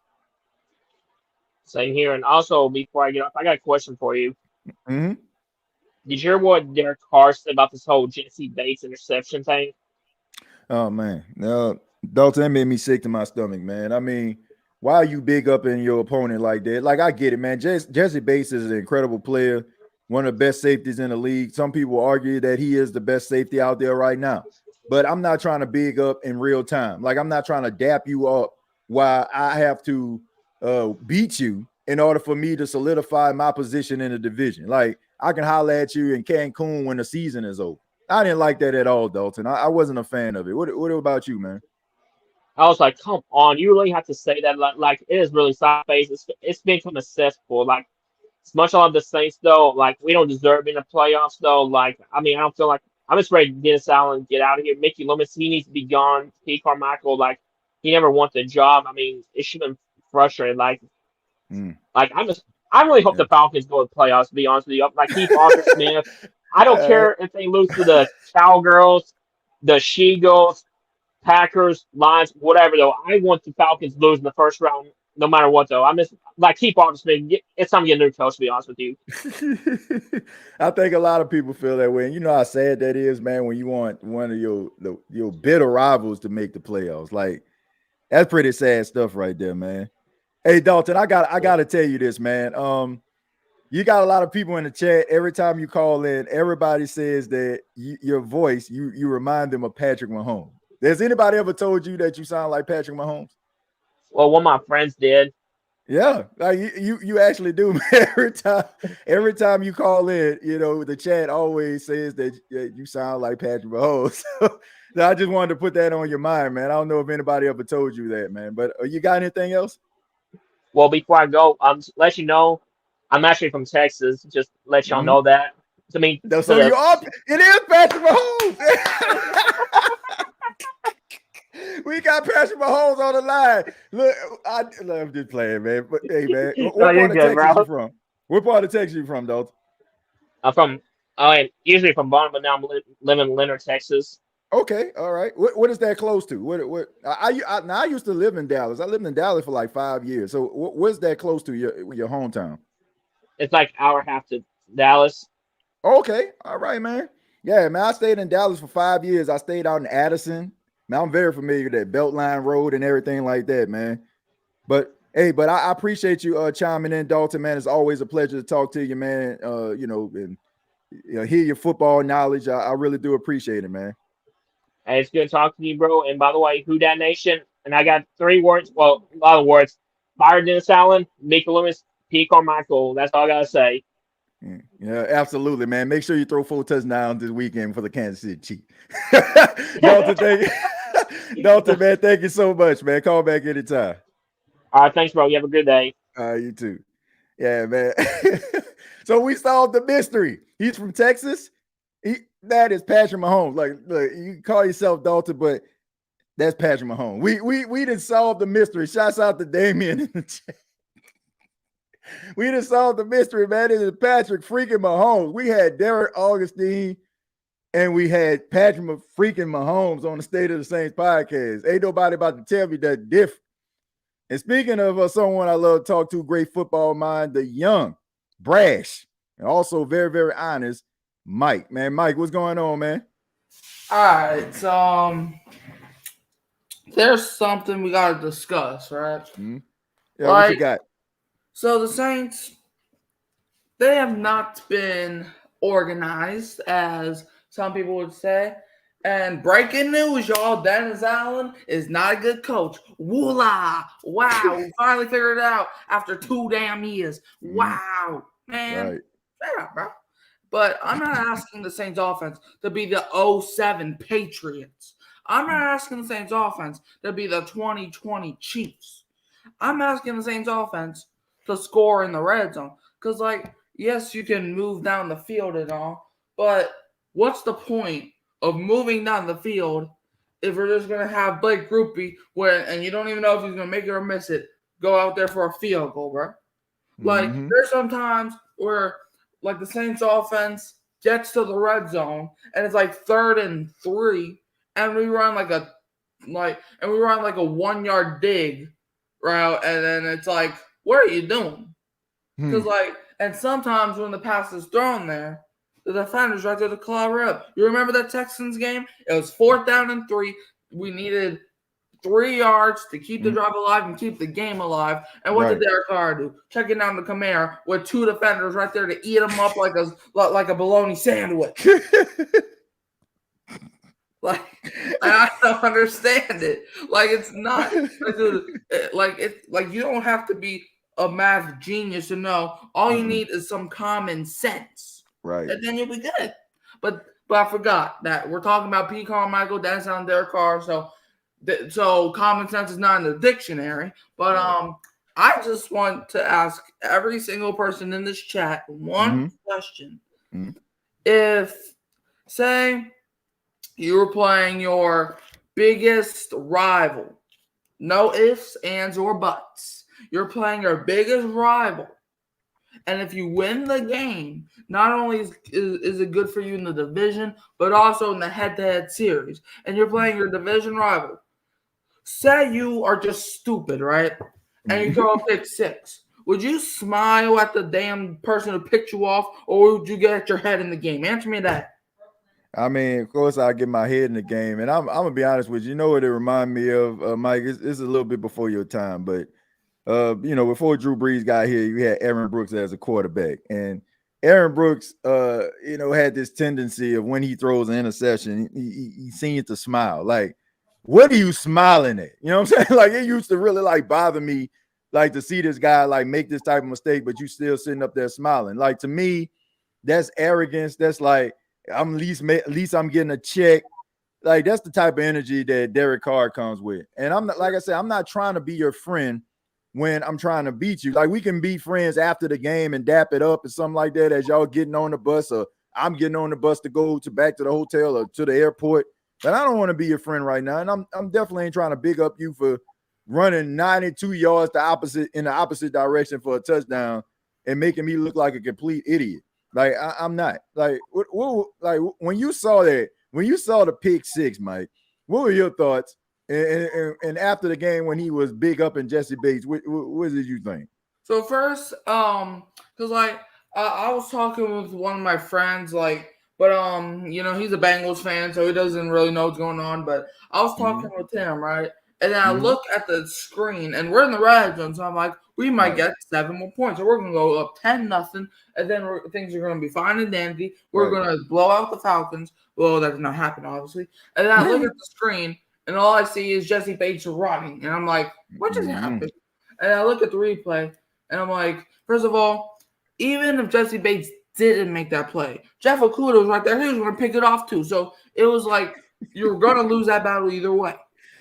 My thing about it, before you move on, Mike, hold your thought. When I saw that, like, the pass was like so flagrantly bad, I'm looking for a flag. I'm like, somebody had to get held. Like, where's the pass interference call? But when I seen no flag, I'm like, oh my God, like, what were you thinking? That's what I thought. I'm like, I'm thinking a flag about to come out. Yeah. That was horrible.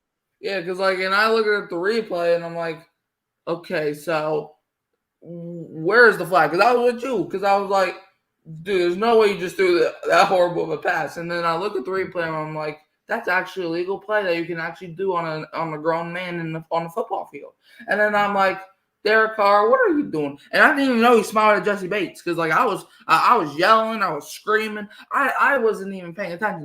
Like literally everything died in me. Like I wasn't even looking at anything. I was just waiting till we came back from commercial freaking break, right? And then after the game, I was on Dolph 17 show. Shout out to him. And then apparently somebody informed me that he smiled. And then I saw a picture, right? And then I'm like, okay, Derek Carr, you got to go. Because here's why, right? Like, y'all probably don't know this about me, but I'm very competitive. Like, if I make a mistake on a football field, I ain't going to celebrate with you. Like, because, like I said, we can be friends off the field, but if we're on the field, I'm trying to knock your head off, boy. Yeah, I mean, that's the way it's supposed to be. But No, apparently, like, where is the grit and grind in the NFL now? Because I remember, last game there was also this one play where he just threw the ball straight to the ground, and Derek Carr was like, "My fault. All right, I got you for the next one." And I'm like, "Shut up, just shut up," because we have went through this for 12 weeks now, going on to 13, and all you gotta say is that you're sorry, man. Shut up. Man, you're sounding like that old grandpa across the street, man. Just shut up. Man, you be throwing the ball. You be saying peanut butter, say what? And then you got freaking Chris Olave wide open, Michael Thomas wide open, and then Shaheed open. And who do you throw to? You throw it to the freaking grass. Like, I mean, he got more completion. His highest completion percentage and most targets has been to the grass than any other receiver. Exactly. Like, the turf ain't got no hands. I'm sorry to tell you. I don't know. Grass got 11 targets for 120. Yeah. I don't know if you got hit in the head. Like, I don't know if that concussion just made you go brain dead or whatever. But the grass ain't got no hands. The grass ain't gonna help you out, pal. Because by rule, if the ball hits the ground, the play is done. So get your head in the game, or we can find somebody else to take your spot. Because last time I checked, Jaden Daniels is sitting very comfortable in the Heisman race. Same with Bo Nix, and even freaking that dude from Washington, Penix, is playing good right now. So, like, there's somebody, and even if we don't draft a QB, there's some QBs in free agency or that we could trade for. So don't get too comfortable, Derek Carr. Just because we paid you a $150 million, which, by the way, people who work like 9 to 5 and stuff, they'll be rejoiceful for $150 million. And you're just doing it not to even do your job. Man, you can get that old grandma from the side of the street. She's basically doing the same thing as you. 64 yards in the damn first half. Like I said, I'm not asking you to be the 2007 Patriots. I'm not asking you to throw 50 touchdowns a season. I'm not asking you to be the best quarterback of all time and break every single record on planet Earth. I'm asking you to score some damn points, because if you don't, we're going to find somebody who will, and you're not going to like it. Jameis Winston was doing the same thing, maybe even better, before you came. So don't act like you're special. Do not act like you're special. We can find somebody across the neighborhood that can do the same thing as you. Don't get comfortable.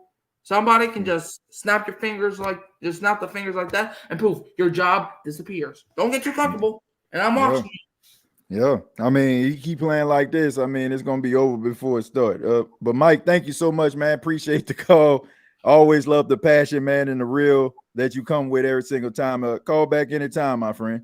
All right, take care. Shouts out to Mike, man.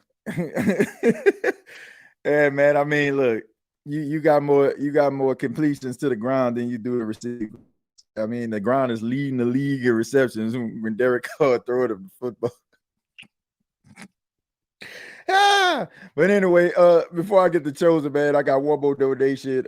I gotta acknowledge here. Thank you very much for the $9.99. Hindi says, I feel like DC is trying to copy and paste Sean Payton's playbook because it worked for Sean.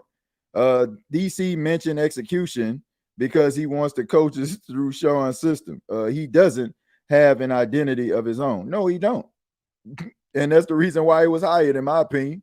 So Mickey can keep things the way that they are, and they ain't got to rock the boat. But I don't know. That was like one of the worst decisions ever, right there. Like, they should have did their due diligence on that one. Like, imagine having a Super Bowl winning head coach being interviewed for a job, offensive coordinator that's responsible for 2 Super Bowl rings, 2 Super Bowl championships, and the development of arguably one of the best quarterbacks of his generation alongside with Andy Reid.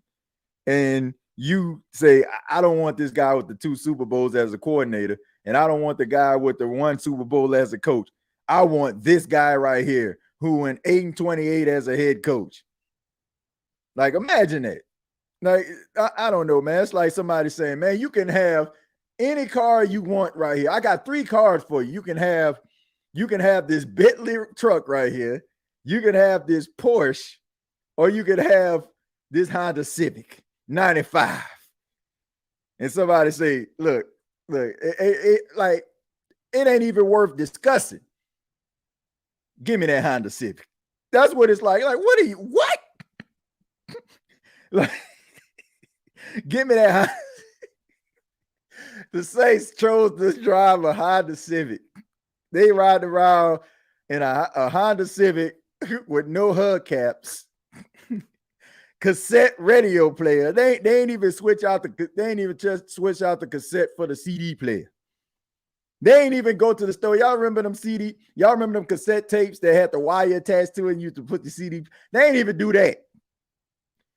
Boys riding around a 95 Civic when they had a choice of a Bentley truck and a Porsche. We're going to go to Chosen. Chosen, how you doing, man? Chosen, can you hear me? What's going on, man? You can hear me? Yeah, I can hear you now. What I you was got for us, laughing man? on you, my man. Not the 95 Civic, man. Man Come got a on, man. 95 Civic, man, riding. You know what I'm Oh saying? man, Like, hey, bro. Before I tell you, man, shout out to Derek Augustine, man. I was on there. I downloaded that 2K20, man. My boy, hey, that was a good story mode. My boy say, "Come on, big man, a burrito for game time." We talked about pregame. We talked about pregame nutrition. Big Groove say, "Some things are bigger than the game." Oh man, I love it. Hey, shout out to hey, Derek Augustine, man. yeah, man, that guy's grinding, man. Shouts out Oh to him, yeah, man. oh yeah, man. My boy Groove say some things is Man, bigger crazy. than the game. But that's Derek Carr for you, boy. Mm. Hey, but look, speaking of Carr, hey, look, man, all seriousness, I think what boils down to this team, bro, is just one word, TJ, and that's just laziness. The from the top on down, bro. Like let's go back and look at the timeline. You hired Dennis Allen. That was a lazy move because you didn't want to go out and do your due diligence to see who actually fit the team. You brought in the people, but come on, TJ, did you really do your evaluation? Or did you already have Dennis Allen in the back of your mind? Yeah, I'm gonna hire you. Just like with me at my job. Before they promoted me to a driver, they asked me if I wanted to do it. They said, yeah, I did it. I took the position, but they said we still gonna have to post it, but you already our guy. You know what I'm saying? That's just how it goes. So Right. I already know how it goes. Dennis Allen already had that job in the back. That was one mistake. That was one mistake. Okay. And the Right. next thing Right. is Derek, and next thing is we needed a quarterback. Anything looked good from Andy Dalton. So let's remember that. Andy Dalton was so bad that we was gonna take any goddamn thing. Long as it wasn't Andy Dalton. And lo and behold, when you don't think it could get any worse.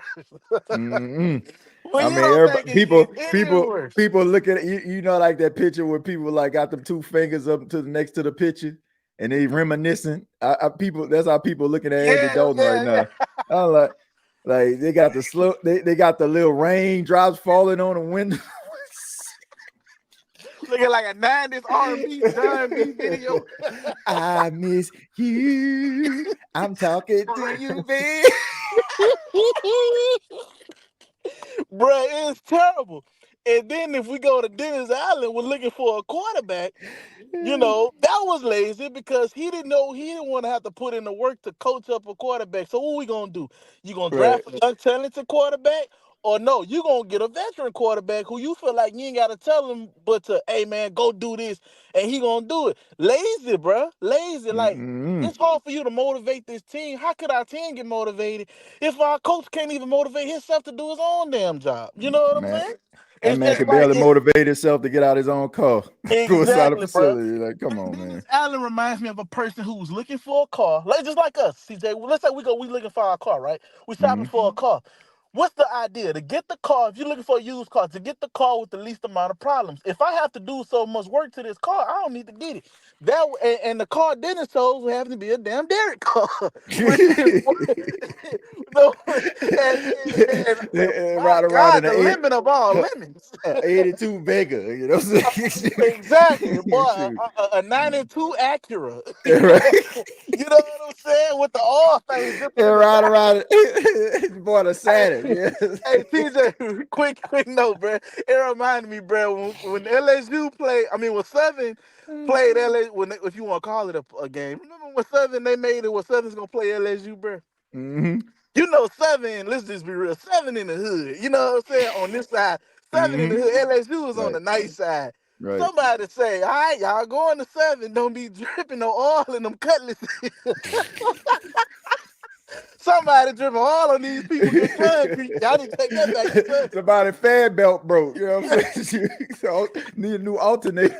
Need a new alternator, man. Y'all out here in these old schools pulling up LSU, messing up these people. Good property value. Know it. But nah, Oh my but goodness.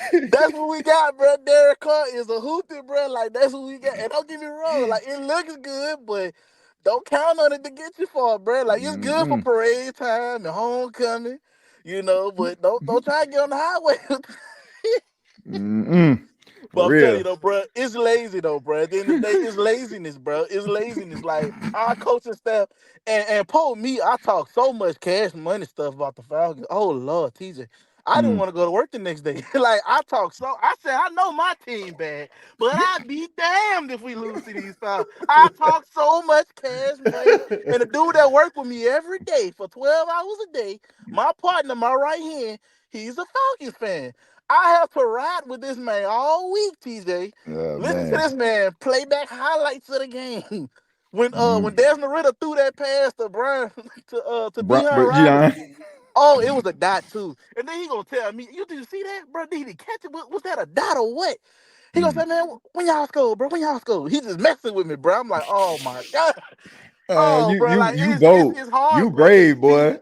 Ain't no way in TJ, the world I'd be around this thing trying to talk about a guaranteed win with Dennis Allen. bro, That's my TJ, I don't know what it was, bro. Everybody around there just hyping their team up. You got a 49er fan talking. You got a Bill fan. Hell, you even got a Jets fan doing his thing. Hey, man, what your team is? I pull up. Son, what? What's your team? Man, Saints, man. It's who that, man? We going to beat the Falcons. We talked TJ, you should have seen me, bro. I talked so much cash money. Oh my Boy, goodness. Lord behold, when that clock hit 0, my phone started ringing. That is the longest walk the clock in ever. Oh man, my goodness, bro. Like, ain't no way in the world I would have did that, man.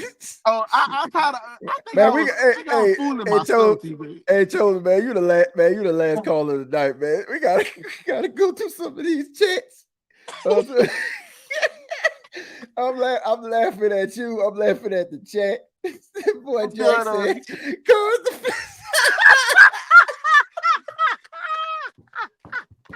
Oh, that need to be stopped. That need to be stopped. Oh my God. Oh my goodness, Not man. the Flintstone car. We might as well be paddling with our damn feet, TJ. Oh my goodness, man. Said Oh no, man. he's not even a Flintstone car because he ain't mobile. He don't use his feet. Okay, that's it. That's it. No more. That boy more. That boy's neutral. That car is in neutral. We don't go back. You don't go forward. He's just right there. Man, it got me crying over here. Bruh, it's bad, bruh. Like, you gotta laugh. He's like, cause think about it. What could you do to us? What could you do to us? You know what I was thinking about earlier, bruh? The last 3 years, what we talked about, TJ? I remember at one point we were saying the Saints has won the most games outside the Kansas City Chiefs the last 3 years. Man, we done doubled that and lost them. We lost this as Oh much my as God, man. Oh my God, bro! Like, I'm sorry, bro. It's how the tables have turned. Man, you ain't You know what lying. I'm saying? Oh man. Sean Payton and left, Drew left. You know, Drew out of here. Somebody on Twitter said, "Man, I'll take Drew with the left hand." They said, "I'll take Drew right now with the left hand." Oh my God, man. Man, you ain't lying, bro. Like it's desperate times right here, man. Oh, it's bad. Oh, bro, then Man. it's off the injury. You know, I'll be working downtown in New Orleans, bro. I left there today. Went there yesterday. I was able to move around. So I'm in the locker room. I posted the pictures. I'm gonna post them on X probably tonight or tomorrow. I'm moving around the locker room. I'm like, damn, man, let me see if I can get into the locker room. You know what I'm saying? I get stopped by one of the people. Oh, you can't go in there. This the players' locker room. I said, well, damn, I might as well come on. You know. I said, you know what? That's cool. I said, where the head coach office at? Oh, I'm gonna leave a sticky note. On here. They wouldn't let me go in there. They was working. They wouldn't let me go in the players' locker room. I was gonna leave a little message. You know what I'm saying? I went in the and I'm telling you what I did, TJ. I went in the visitors locker room. I got a picture and video of that. I went in the visitor locker room. I was like, oh, so this would a winning locker room. And smelling champagne. This where the champagne get popped at right here. Told the Saints, hey man, y'all ain't gonna need this boombox system. Right. Y'all need to put the boombox over here at this point. We can just go take this boombox, man. Cause y'all yeah, y'all don't need it. We're gonna take the smoke machine and everything. Give me the LED lights. We can take the top of style and remix it if you want. Man, you ain't lying, man, for real. It's Yeah, bad, things though, getting bro. bad, man. You gotta laugh. You gotta laugh from crying, man. You Chosen, got to, man. bro. Chosen, man. Thank you so much, man, for chopping in, man. Appreciate it. I tell y'all one thing: stay away from the cars. Stay away from a car, a Derek Carr, a David Carr. Any car, what you say to you, that 9500 Civic, that Acura? Right. Hey, for real, man. Somebody, he might be dripping on. Everybody, I ain't lying, All man. They said drippers. all them Southern players, them Southern fans coming there, let's do. Y'all coming in here with them old school cutlasses and Delta 88s. Y'all leaking all on these people good shit. Don't be doing. The game was over in the first quarter. I mean, the point spread, TJ, was 44 points. They scored 44 in the first quarter. I don't know who idea that was to put that together. I know it was a money thing, but don't ever do. Man, man. my goodness, man. It was over, bro. But Thank you, appreciate it, man. man. Appreciate you, man. Call back anytime, man. I appreciate. Oh my goodness, man. Hey, it was suffice, man. It was apropos to end the night of the phone lines were chosen. I can't even get words out. But thank y'all, man. I really do appreciate it. I see some people in the chat.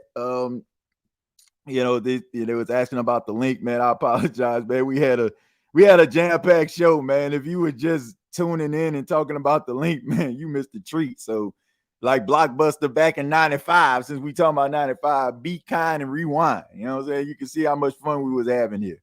But I will read some of the comments before we get out of here, man. I don't want to neglect the comments. I know some people have some things to say, probably got a little phone fright. So we're gonna go ahead and chime it in. It says this car been having the chicken. Man, if we gonna be doing it like this, man, I ain't gonna be able to make it through these comments. Has anybody also mentioned how Derek Carr talked about Taysom Hill fumbling, but he's also fumbled while scrambling? It's just so happened to go towards another Saint. Yeah, A.T. Perry. Yeah, because if it didn't, we would have had a much bigger story to tell there. For Pete's sake, this car is a lemon, man. You ain't lying. Limited fresh. I haven't even laughed. Said I can't even laugh. I got you, man. Hey, but you gotta laugh. You gotta laugh sometimes from crying, man. You gotta laugh. It says I was ducking from all the Falcon fans like I owed them child support. Man, y'all bold, man. I'm telling you, y'all bold. Like to be standing right there talking about what the Falcons gonna do with a Dennis Allen led Saints team. Boy, y'all bold. Boy, y'all bold right there. Ain't no way. There's not a fan base that I can actually go to and just be talking smack to that I'm that confident that the Saints gonna beat them. That including the Patriots. Like, it's as sad as they were, I wouldn't go to a Patriot fan and say y'all about to lose. Hey, TJ, before you get out of here, thoughts on CM Punk coming back? Think it's a good move, good investment for WWE. Damian, I know we talked about you wanted to ask me a question about Tulane too. Tulane looked really, really good, only losing one game this season, atop their division. I mean, look, Tulane is on the uptick, and hopefully they can keep this momentum going, man, because like sometimes when teams find success at like smaller colleges, teams start calling. Teams start calling to get the services of some of these coaches. So hopefully they can keep that momentum going, man. It reminds me of them old King days, when Tulane went undefeated with Tommy Bowden as the coach. And I went to like all their home games, man. So it's good to see Tulane on top. It's good to see a team do what you expect for them to do, right? It's good to see a team in New Orleans actually winning some football games consistently. So yeah, it's pretty good. Let's see. Do you think Brian Flores would be a good option? Yes, I do. Him and Steve Wilkes.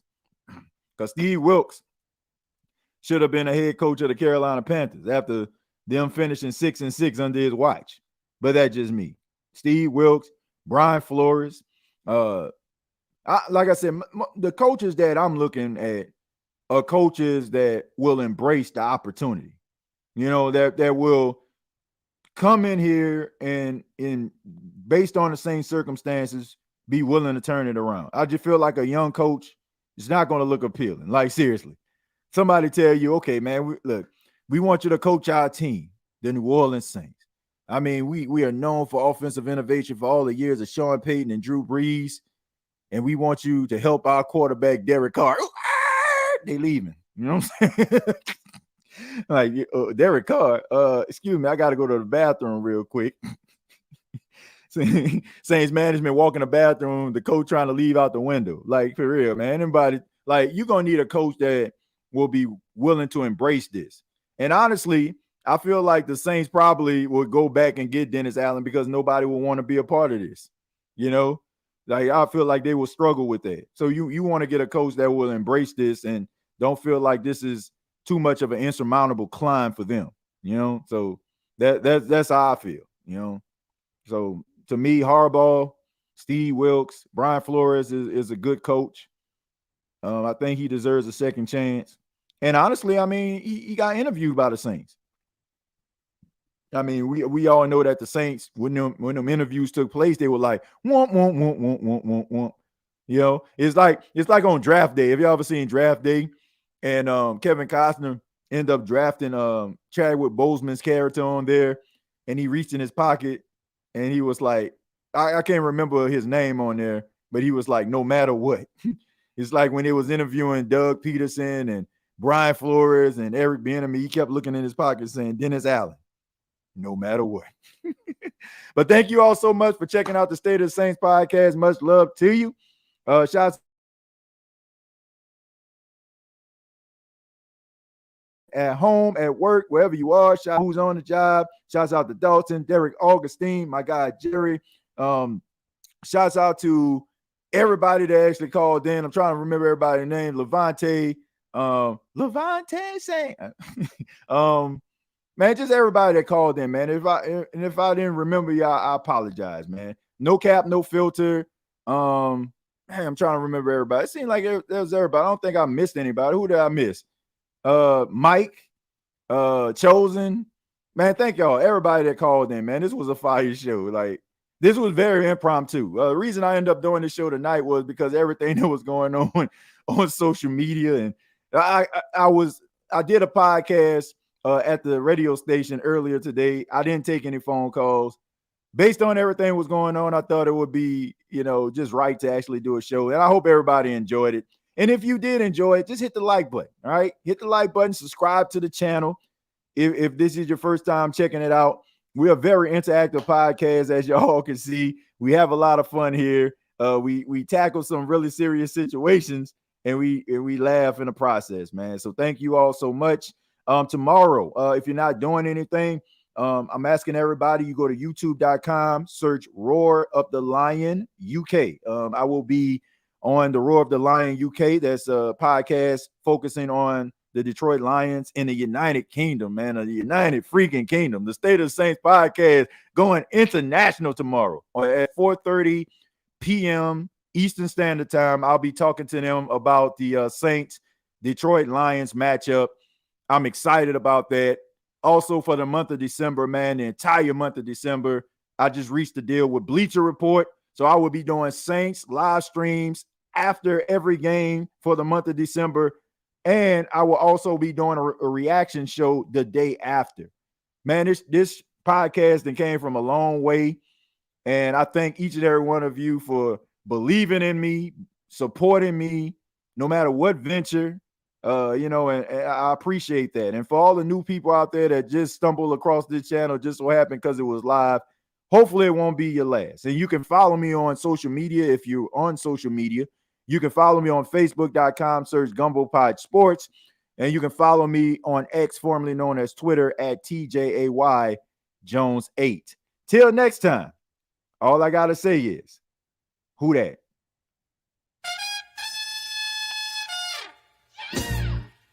Hey, don't let these tears fool you. There's all dog around this mug. I'm good.